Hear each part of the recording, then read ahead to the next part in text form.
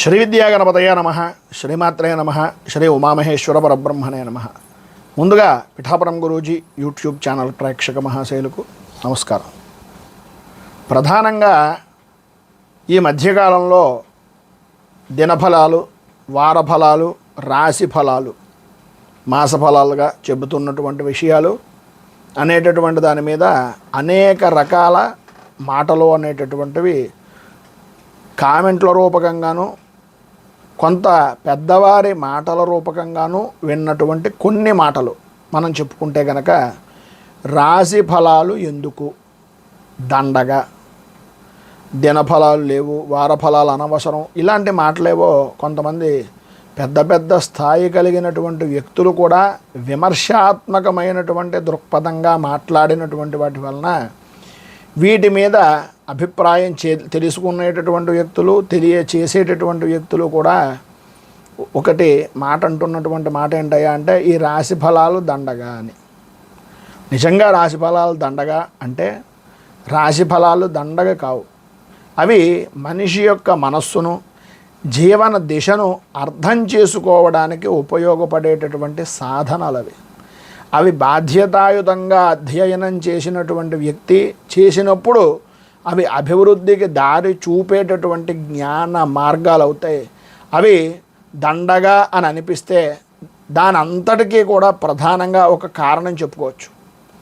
కొంతమంది చూస్తున్న, చెబుతున్న వ్యక్తుల పరిమితి, వాళ్ళకి అది ఎంతవరకు సమంజసం అని చూసుకోవచ్చు. కానీ జ్యోతిష్య శాస్త్రం మాత్రం దోషం మాత్రం ఎట్టి పరిస్థితుల్లోనూ కాదు.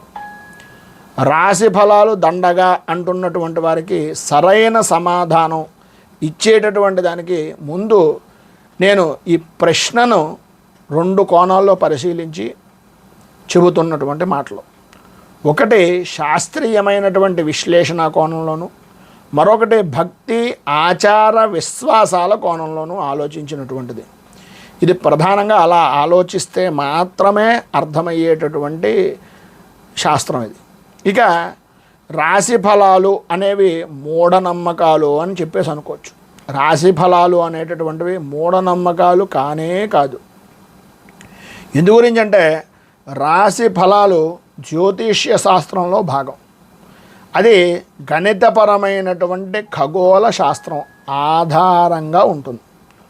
గ్రహాల స్థానాలు, వాటి యొక్క చలనాలు, వాటి యొక్క దిశలు, వాటి యొక్క విశ్లేషణ, వీటన్నింటిపైన ఆధారపడి ఉండేటటువంటిది జ్యోతిష్ శాస్త్రం.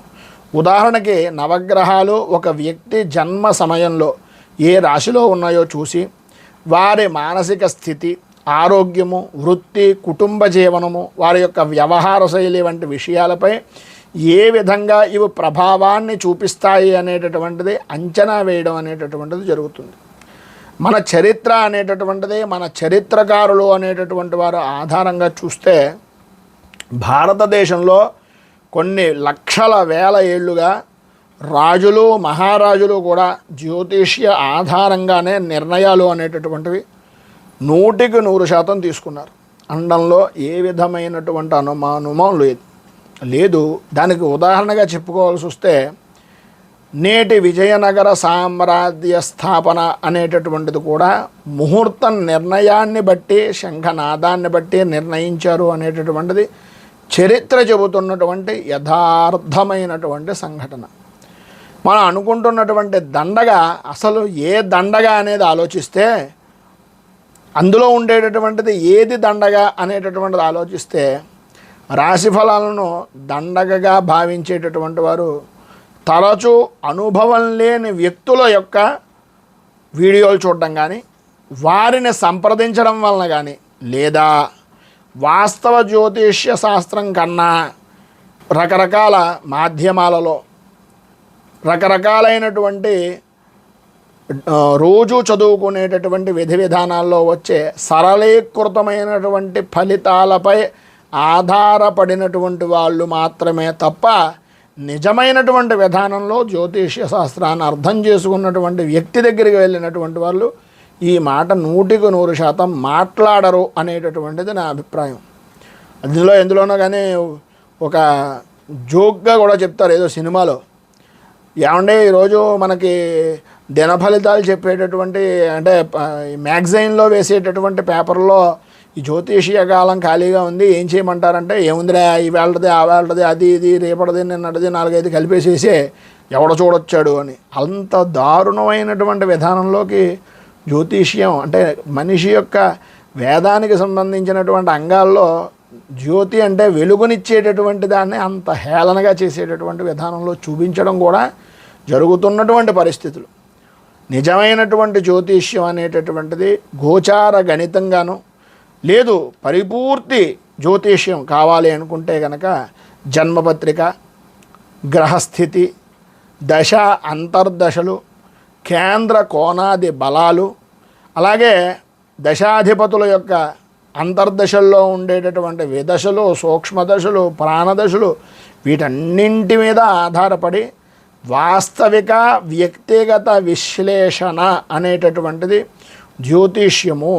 జ్యోతిష్యం అంటే భవిష్యత్తు చెప్పడం మాత్రమే కాదు, ఇది ఒక సూత్రీకరణగా మరియు సూచనగా ఉండేటటువంటిది అని. కొంతమంది చెప్తూ ఉంటారు పంచాంగం వేస్ట్ అంటారు, ఇదంతా ట్రాష్ అంటారు, ఏవో రకరకాల మాట్లాడేటటువంటివి. నరం లేని నాలుక ఏదైనా చెప్పచ్చు. ఇది మనిషి యొక్క ఆవేదనకు దారి చూపేటటువంటి విధానంలో చూసుకుంటే కనుక ఒక గైడ్ లాంటిది ఇది.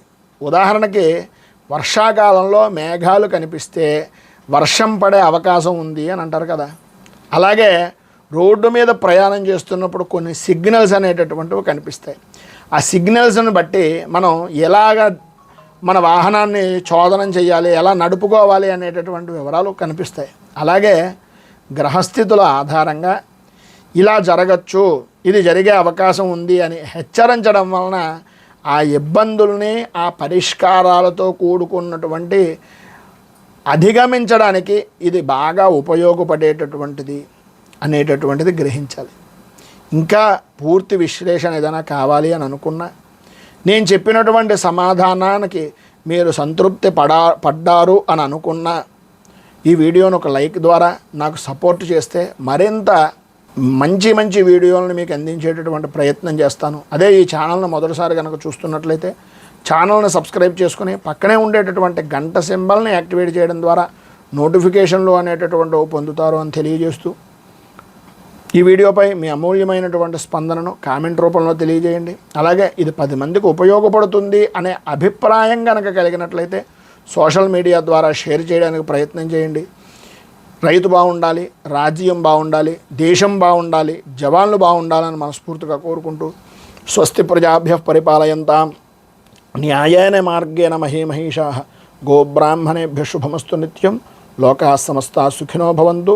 సర్వే జనాः సుఖినో భవంతు. స్వస్తి.